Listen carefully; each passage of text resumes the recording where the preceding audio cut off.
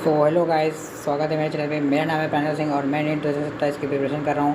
तो इस वीडियो में मैं आपको बताऊँगा कि कंसिस्टेंसी कैसे बनाती है। भाई मैंने 25 दिन कंसिस्टेंसी एंड फोकस बनाने के बाद ब्लॉगिंग स्टार्ट की है एंड अपनी न्यू जर्नी को शेयर करने के लिए प्लान बनाया है। अगर आपको जानना है कि मैंने कंसिस्टेंसी कैसे बनाई है तो आप मेरे टेलीग्राम चैनल को ज्वाइन कर लेना।